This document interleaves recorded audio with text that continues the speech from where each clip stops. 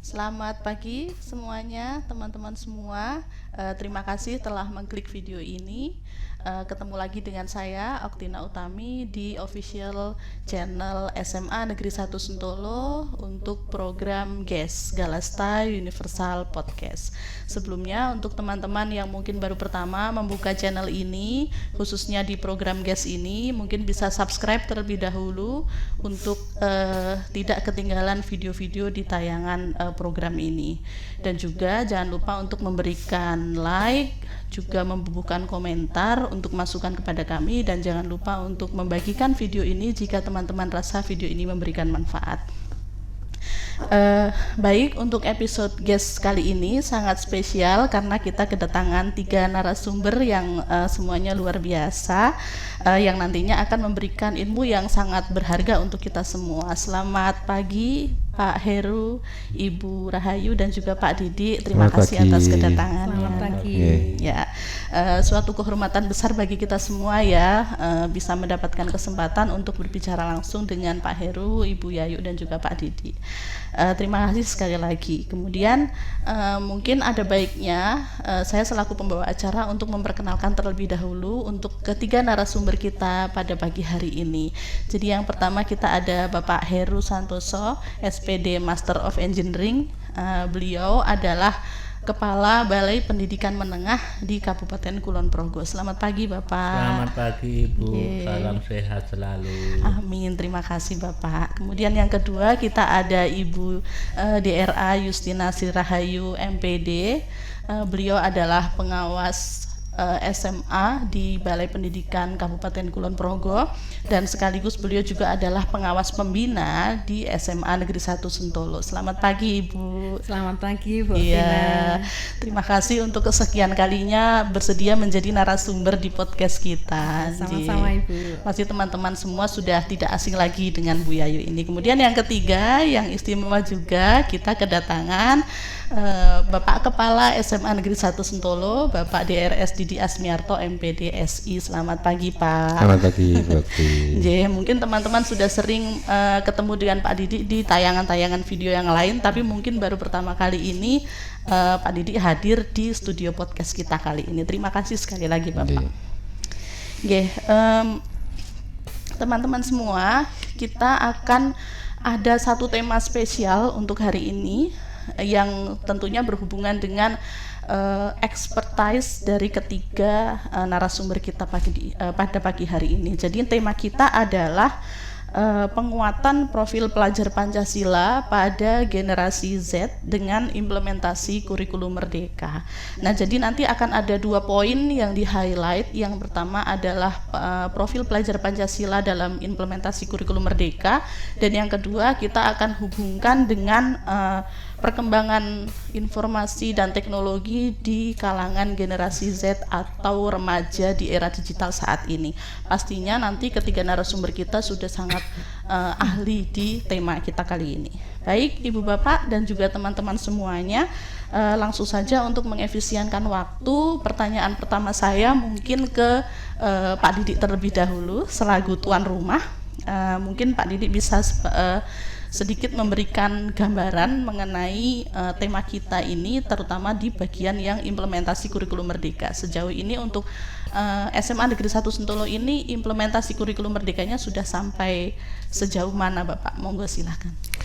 Ya, terima kasih Bu Okti. Jadi pada awal tahun pelajaran 2022-2023 kita memulai dengan kesepakatan dengan warga sekolah, termasuk Bapak Ibu guru, dengan bimbingan Bu Yayu waktu itu. Pada tahun ajaran baru 2022-2023 kita itu akan melaksanakan atau mengimplementasikan kurikulum merdeka atau tidak. Nah, dengan semangat yang luar biasa dari Bapak Ibu guru, kita sepakat ya untuk melaksanakan IKM di tahun pelajaran ini. Ada 3 opsi sebetulnya pada saat itu. Kita melaksanakan IKM belajar, IKM berubah, atau IKM berbagi. Nah, dengan bimbingan Bu Yayu pada saat itu teman-teman guru sepakat kita akan melaksanakan kurikulum IKM berubah.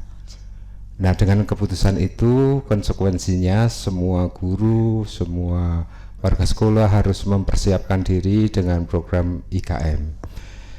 Termasuk pada hari ini tanggal 23 Desember 2022 kita melaksanakan panen karya di luar dengan pelaksanaan pameran hasil karya siswa. Proses untuk menjadi seperti itu sangat luar biasa, banyak hal yang dilakukan oleh anak-anak, oleh Bapak Ibu guru fasilitator, dari mulai menentukan tema, kemudian bagaimana tindak lanjut dari kesepakatan tema yang sudah kita putuskan. Kita harus survei, kita memfasilitasi siswa, membimbing siswa sampai ke pameran pada hari ini bisa berlangsung. Itu gambaran singkat Bu Okti. Baik, berarti kalau sudah sampai ke pameran berarti ibaratnya sudah bisa dikatakan berhasil ya Pak, karena kita sudah bisa menunjukkan hasil kerja siswa selama satu sesi ini, satu tema minimal seperti itu. Sebetulnya dalam 1 tahun ajaran itu nanti ada 3 kali Bu. Ada 3 kali. Ini yang pertama sudah berhasil, sukses, anak-anak juga gembira melaksanakan itu, hasilnya juga luar biasa. Nanti yang kedua dan ketiga di semester ke-6 akan kita laksanakan. Mudah-mudahan nanti hasilnya bisa lebih luar biasa daripada yang pertama ini. Amin.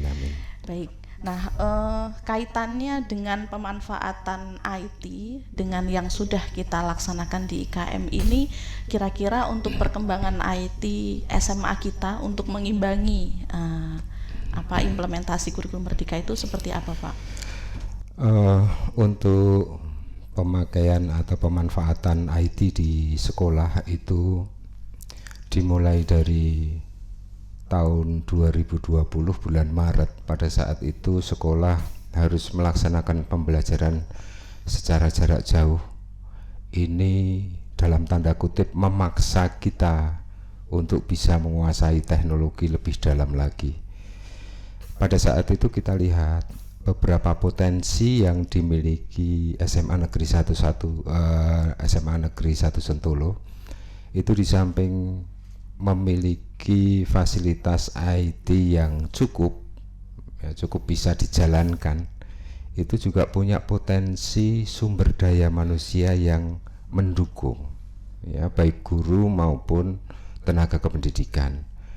Nah, dari situ saya memberanikan diri, pemanfaatan teknologi IT di SMA Negeri 1 Sentolo akan kita maksimalkan. Dari bermodal nol, kita memiliki tablet sebanyak 154, tetapi perangkat untuk live streaming podcast itu nol, kita belum memiliki.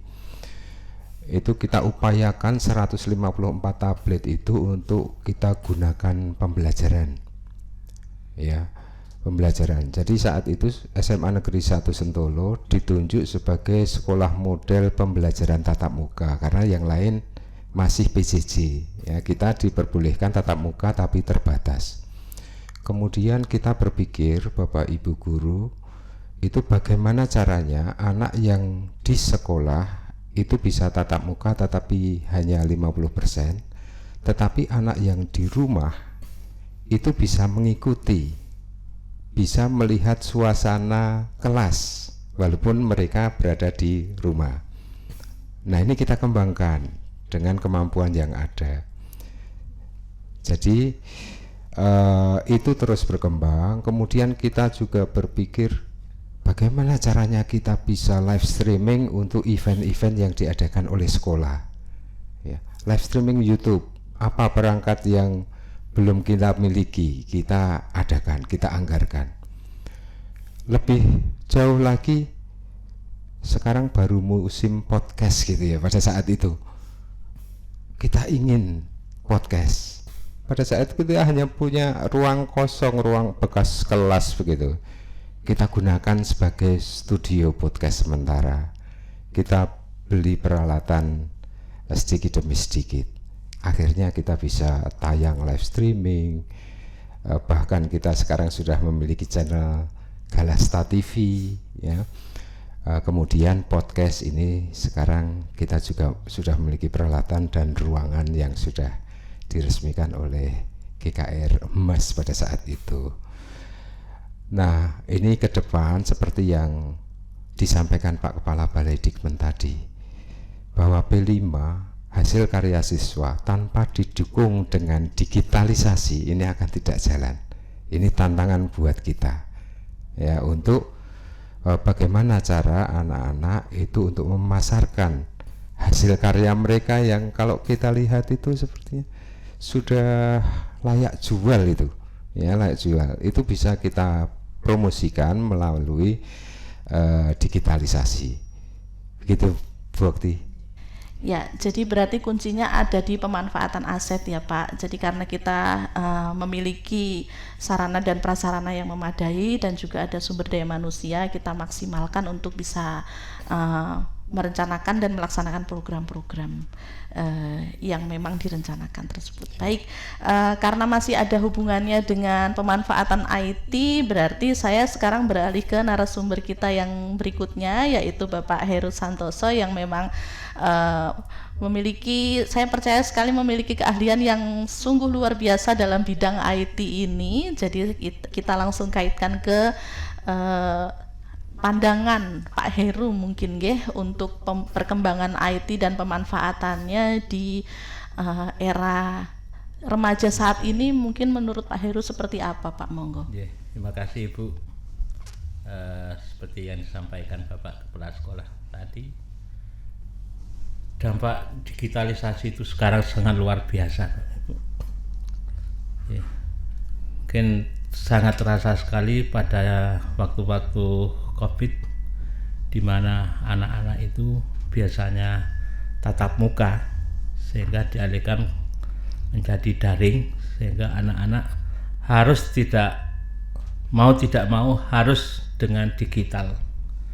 Nah, kebetulan ini anak sekarang masuk dalam dunia generasi Z, di mana sudah masuk dalam rangka dunia digital, di mana digital ini sangat dibutuhkan dan sangat dimanfaatkan oleh anak-anak semuanya, karena memang generasi yang sekarang ini memang berbeda dengan generasi yang dulu. Untuk yang generasi sekarang ini memang sangat kental sekali dengan dunia digital.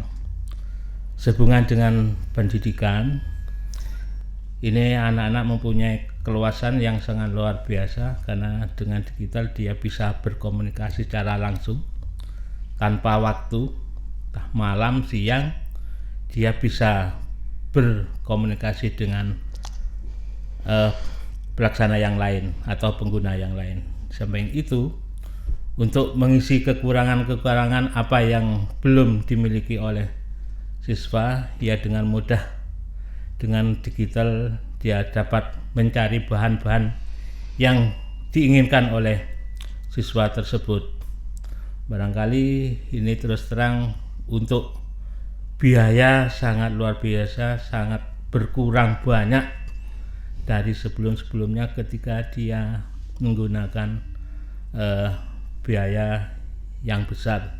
Sekarang kita tidak perlu mengeluarkan biaya karena di digital itu sudah ada, tinggal kemauan anak-anak itu seperti apa yang dia diinginkan. Semuanya banyak yang tersedia, bahan-bahan buku, judul apapun dia sudah ada di digital semuanya. Tinggal pengembangan anak-anak seperti apa, dan ini penting bagi guru yang harus mendorong anak-anak serba digital semuanya. Itu mungkin yang perlu saya sampaikan, Ibu. Terima kasih Pak. Mudah-mudahan jadi motivasi juga untuk teman-teman semua yang menyaksikan, baik siswa maupun Bapak Ibu guru, supaya lebih meningkatkan skill digitalisasinya tadi. Kalau menurut Bapak, kalau SMA Negeri 1 Sentolo ini seperti apa Pak perkembangan IT-nya gitu? Perkembangannya sangat luar biasa, Ibu. Saya melihat fasilitas bandwidth sudah tersedia, Nggih. sarana prasarana untuk internet sudah tersedia, dan bahkan ini acara podcast ini tidak terlepas dari kesiapan sarana prasarana yang sudah ada. Nah, ini perlu juga ditingkatkan, dikembangkan, disesuaikan dengan kemajuan teknologi yang ada sekarang, dan ini perlu pemupukan yang sangat luar biasa, peningkatan dari SDM baik guru-guru maupun pada siswa untuk selalu berkecimpung dalam dunia digital, karena memang dunia digital ini sekarang sudah zamannya Bapak. Ini kita bisa dihindari kita bersama, karena ketergantungan dengan digital berdampak luar biasa untuk kemajuan anak-anak semua walaupun sekolah. Nggih. Terima kasih Bapak. Mudah-mudahan setelah ini kita tidak hanya berhenti di podcast, tetapi bisa banyak lagi ya Pak, yang lainnya Pak. Amin. Baik, terima kasih Bapak Heru motivasinya sama-sama. dan juga sharingnya. Nah, kita ke narasumber kita yang selanjutnya, yaitu Ibu Justina Sri Rahayu. Kalau dengan Bu Yayu mungkin saya hubungkan dengan khususnya yang IKM ya Bu, ya karena memang expertise Bu Yayu ada di bagian kurikulum. Jadi mungkin yang pertama saya mau tanyakan adalah sebenarnya yang dari tadi kita sudah sering bicarakan P5, proyek penguatan profil pelajar Pancasila. Nah, sebenarnya profil pelajar Pancasila sendiri itu apa sih Bu? Mungkin Bu Yayu bisa memberikan sedikit deskripsi yang singkat kepada teman-teman semua. Oke, baik Bu Okti. Ya, kita sering mendengar, ya, melihat juga ya tayangan-tayangan tentang profil pelajar Pancasila. Bahkan ketika saya hadir tadi disambut dengan tarian dengan songnya Profil pelajar Pancasila. Pancasila. Ya, nah ini adalah salah satu upaya sosialisasi ya terkait dengan profil pelajar Pancasila. Apa sih profil pelajar Pancasila itu? Ya, ini sebetulnya profil pelajar Pancasila ini terjemahan dari tujuan pendidikan nasional kita.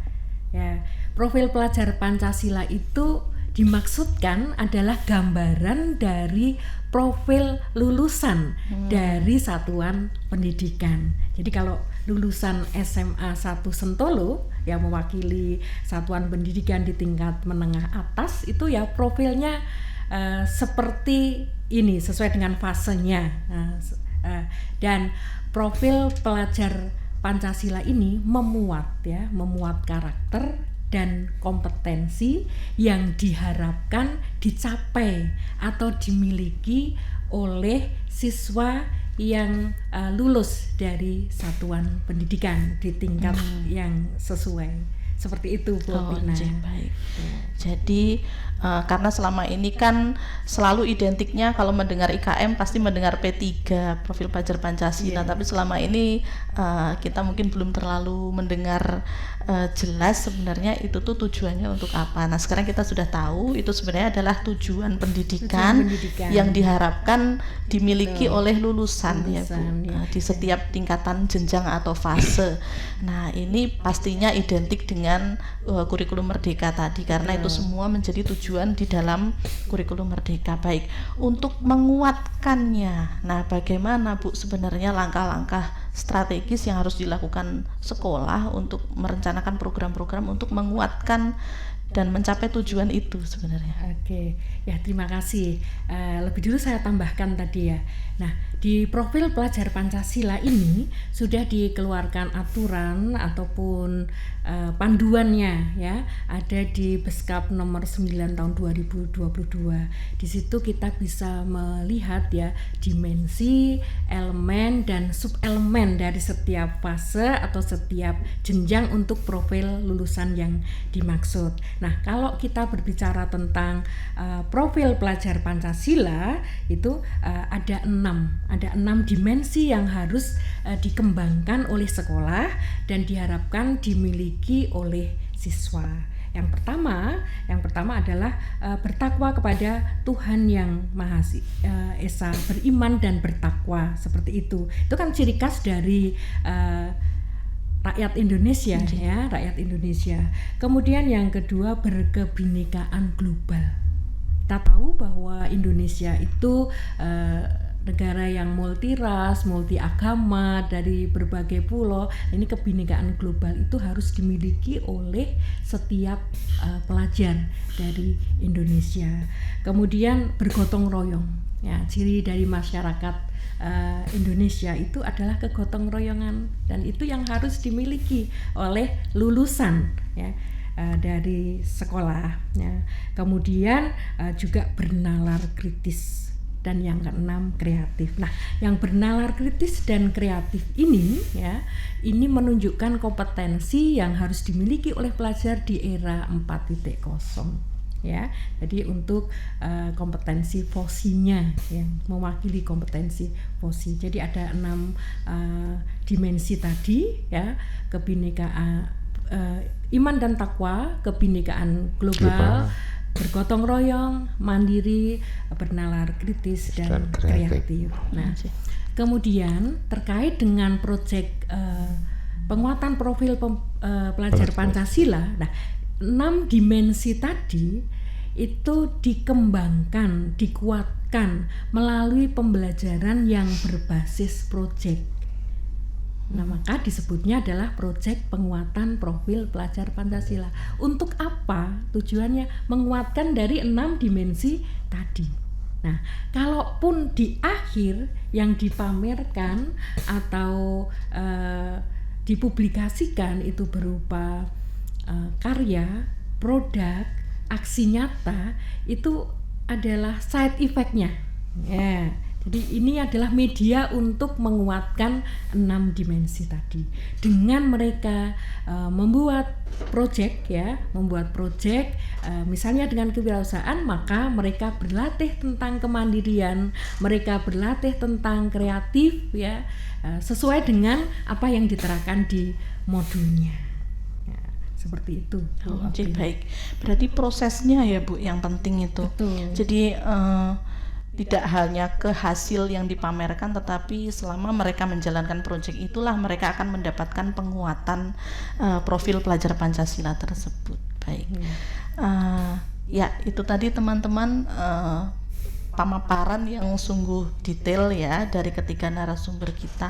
Mungkin ini sebelum kita ke akhir acara Ibu Bapak, mungkin ada masukan atau saran kepada SMA Negeri 1 Sentolo khususnya, dan juga mungkin kepada sekolah-sekolah lain pada umumnya. Mungkin dari Bapak Heru dulu mungkin nggih.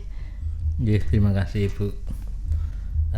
Ke depan ini yang betul-betul kami harapkan adanya kesadaran dari semua lingkup ini ya, atau guru betul-betul tahu tentang kebutuhan apa yang diinginkan oleh sekolah atau dengan siswa terhadap digital. Nah, perlu adanya pemanfaatan digitalisasi di sekolah ini, karena memang ini menjadi tingkat keberhasilan pada anak-anak semuanya. Karena hal ini selalu tuntutan tren yang terkini pada saat ini. Tren terkini harus diikuti oleh semua sekolah, guru, di mana nanti akan berpengaruh pada tingkat pembelajaran semuanya anak. Dan ini mestinya yang namanya digital ini memang semuanya harus dapat ditingkatkan dalam proses pembelajaran ini. Tentu dengan adanya digital kita bisa meningkatkan apa-apa yang menjadi inovasi kita. Nah, inovasi ini betul-betul kami harapkan sehingga betul-betul terasa ada peningkatan setiap waktu demi waktu yang harus kita lalui. Kami yakin dengan digital ini akan dapat memajukan pendidikan khususnya di SMA ini dengan betul-betul optimal, karena dengan digital ini sangat diharapkan oleh semua pihak, termasuk juga tadi seperti kewirausahaan. Tanpa ada dukungan digital ini akan lajunya tidak cepat Bapak ya, ketinggalan zaman.